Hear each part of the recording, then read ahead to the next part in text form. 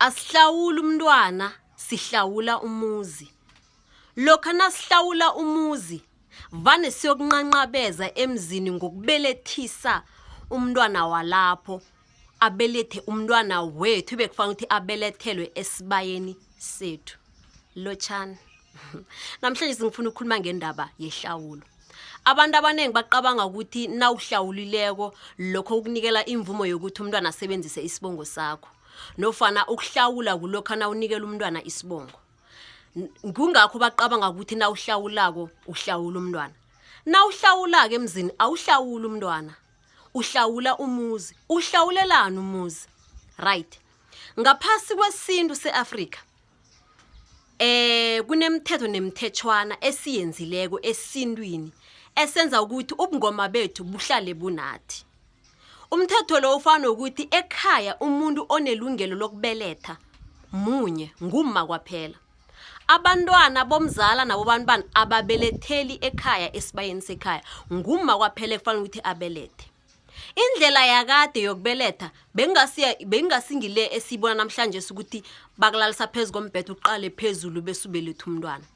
Indlela yakade yokubeletha bekuthi lokho na ubelethako uye esibayeni semzini lo la uwendele khona na ufikako usquade bongalala uqale phezulu bo usquada wengathi uyakhothama usquade bese ubelethe umntwana. Nawuqoda ukubeletha umntwana loyo kuthathiwe ingubo yomntwana yenzele ngaphakathi kwesibaya leso. Kuthathe inongwana yomntwana nabaqoda ukuyibopha nasekuphele mhlamba amalanga lawa azowathatha umntwana ukuthi awisi inongwana. Inongwana leyo beyithatha ikhambi yokwenjela esibayeni nofana kuyiwe esibuyeni bayoyichisa. Ithi ngachisa ibe msizi nofana ibe mlotho kodwa beyiphelela la siphekela khona ukudla kwethu. Bekungiyo indlela yokubelethisa leyo. Into yenza ukuthi indlela lesibe nayo ukuthi umntwana ubelethwa shuthi umntwana ngewakababa kodwa ubelethwa ngumma. Children are born from the father through the mother. Yeke awukwazi wena ukuthi uthathe umntwana wakho uyombelethisela esibayeni somunye umuzi. Abantwana bakho kosele bafikele esibayeni sakho. Nakwenzekile ukuthi wena ukhambile wayokubeka umntwana embelekweni ongakhange uyibawe bese umntwana loyo wavelela esibayeni senye indoda. Usuke uphambukile wenze umphambo ngombana ngaphasi kobungoma umntwana loyo kufanele ukuthi kube nama compromises abezima abawenzako ukuthi bamnakelele. Kufike umuntu omutsha kose baqalane naye kodwa akusingiwo akusimntwana nabo kuhle kuhle bekose ukuthi abelethelwe ekhabo. Maye ngoba sikabelethela la uyasicompromise njengedlozi. Nanoma umntwana loyo angaba nenkinga ezithize asikwazi ukuthi singavumela inyanga yenu nofana imithetho yenu yakwamasango ukuthi izokufaka emntwaneni kube abelethelwe kwamabhena. So ukunqanqabeza nofana ukulungisa into leyo ukubona ukuthi into le ibe mphambo kungakho kunento bathi yihlawulo. Nawuhlawula wona usuka kwakho uyakhamba uyemzini omunye uyokunqanqabeza njengedlozi njengobaba womntwana ukuthi umntwana mani uphambukile bekufanele ukuthi athathe bekufanele ukuthi simbawe umakoti understand siba umalukazana silobole senze konke asuke la ahlala khona ezingayiti akhani abelethe. Maye ngoba bona bathome ngento yesibili siba ukunqanqabeza thina bakwamasango sila kwamabhena sizokunqanqabeza. So nasekunqanqabeziwe abantu balapha emzini lo ngibo bona abaqabanga ababanombono ukuthi bona kuze banqolele banlibalele bafuna ukuthi nilimale njani. When you apologize you don't just say sorry, you must lose something to show that you are sorry for the damage that you have done. Therefore nayokunqanqabeza nayokuqolisa nayokuba ukulitshelelwa emzini kunento kose ikulahlekele kungakho nayokunqanqabeza bazokutshela ukuthi sibawa imbuzi nofana i3000. You are losing something because of the damage oyenzileko. Into yokuqolisa Ipholisa ayikhambi ngokuthi njengoba abantu bayenza namhlanje ukuthi you just say sorry to someone and then bese umuntu loyo akulibalele. You must lose something. That's why people will buy you flowers and say I am sorry, or they will take you out and say I am sorry. You must lose something. That is the process of ukunqanqabeza ne-apology, because wenze i-damage ethize uvule imbobo leyo uyoyivala ngokuthi ulahlekelwe yinto. Lento elahlekelako, lento yoyikhipha nayo kuhlawule, ngiyo evala inqeba oliveze emzini loyo. That is ihlawulo. Into eyenza ukuthi umntwana asebenzise isibongo sakababakhe kulotsholwa kukamakhe. Umntwana nakabelethelwa ekhabo mamakhe uba mntwana walapho, ngoba ungoma uba yi-last born kagogo nobamkhulu. Akabi mntwana wakho wena as umntazana. Umntazana akabi nomntwana. Umuntu oba nomntwana ngumma owendileko, nguye oba nomntwana. Ngaphasi kobungoma awunamntwana wena. Umntwana loyo wambelethela la kwaMabhena kusekhenu. Spiritual uba mntwana kamakho nobabakho, uba yi-last born yekhenu. Kungakho nanoma umntwana loyo angakhula kuthiwe batsho uyomenzela isiko, let's say mhlawumbe uyokwela nofana uyokuthomba, angeze wamthwalela umkhala.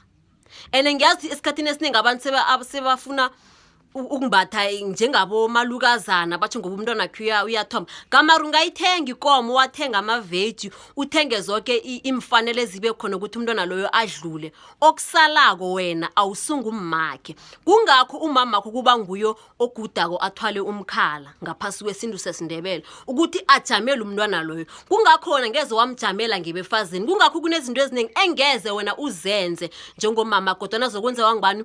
Ngumamakho. If ever it happened ukuthi wena umamakho nobabakho balala, that's whereby sithola i-replacement. I-replacement le akutsho ukuthi abantu labo vele ngibo ugogo nobamkhulu, kodwana umalume nomkamalume kuba ngibo abajamela ugogo nobamkhulu nangabe ugogo nobamkhulu sebalela. Kungakho uthola ukuthi umntwana athi uthonjiswe ngumkamalumakhe nofana wawisela ngumalume. Kuhle akawisela ngumalume, uwisela ngugogo nobamkhulu. Manje umalume nomkamalume bajamela ugogo nobamkhulu. Therefore, ukuze ukuthi umntwana asebenzise isibongo sakababakhe, ukuthi ummakhe ende aye lapho asebenzise isibongo sakamamakhe. If it happens ukuthi wena njenge boyfriend uba nomntwana, umntwana wakho loyo awukwazi ukuzibiza ngokuthi ungusothembisile. Lese umntwana wakho mhlambe nguzano. You can't call yourself ungusozana ungakathathi. And nangenza ukuthi ukhambe yokuthatha omunye umntazana, hayi umakazana uthatha omunye umntazana bese kuba nomntwana lapho umntwana loyo kube nguSimphiwe, uyokubizwa ngokuthi nguSoSimphiwe. Awubizwa ngegama le-first born yakho oyithole nomntazana ongakamthathi. Why? Because of awunali ilungelo lokuklema umntwana loyo since ungakhange wavunulisa ummakhe.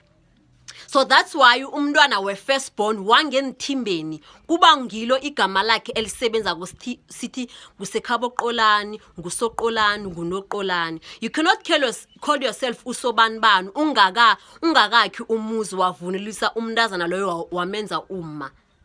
So nangabe wena unomntwana khabo boyfriend akho bayeza bazokulobola, asikho isidingo sokuthi uchange umntwana isibongo. Umntwana loyo abakamenzeli isiko lokuthi athole isibongo leso. Isiko lokuthi athole isibongo leso zinkomo zedini. So if it happens ukuthi umntwana ubelethelwa ekhaya, uba mntwana walapho, kuba ngobungoma, it's like nina nima siblings, akabi mntwana wakho. Iye biological uba mntwana wakho ngoba umbelethile, mara ngoba umbelethele ekhenu ngaphasi kwesibaya sikayihlo, uba mntwana kababakho. Na noma ubabakhe angamsupport letha ama-5,000 ngenyanga, spiritually and culturally it doesn't count. Ngombana indoda ayondleli umntwana emzini wenye indoda. Ukuze wena wondla umntwana wakho kose ukuthi umthole ngokomthetho azohlala kwakho bese uyamondla. Na noma ungabhadala i-maintenance for 10 years, nase kufika isikhathi sokuthi yokuthatha ummakhe or yokhipha izondlo, it's not gonna count ukuthi wena bofaki i-5,000 ku-account.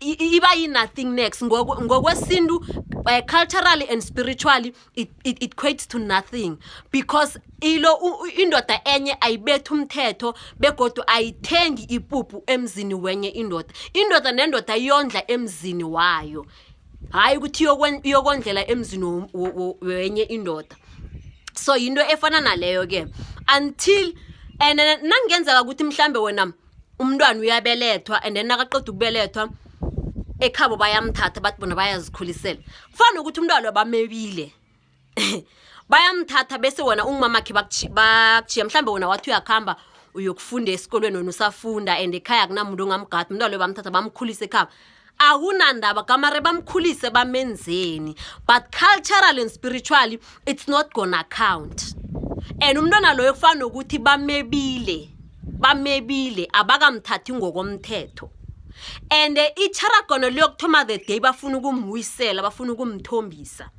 that's why impilo yomntwana ithoma iyacharagana the reason why uthola abantu abanengi batsho nabayokuhlola enyangeni kuphuma igama lokuthi abezimu bakho bayakubanga zizinto ezifana lezo ukuthi umntwana wasebenzisa isibongo ngokungasinge kwemthetho wathatha isibongo sakababakhe ubabakhe angakudeserve lokho akhange kwalandela isintu kungakho abezimu bekhenu nabezimu bekhenu omkhulu bakulokhanja bakubanga wena as umntwana the reason why into zakho zicharagana naso uthombile naso uwelile it's because of usebenzise izinto zedlozi elingakhange lizokuphethela lenzo ngokomthetho ukuthi babakho uyamazi ukulethela amadanone every day it doesn't mean anything culturally and spiritually up until izinto zenziwe ngendlela yefanelo so umntwana obelethwa mndazana mntwana kagogo nobamkhulu akabi mntwanakho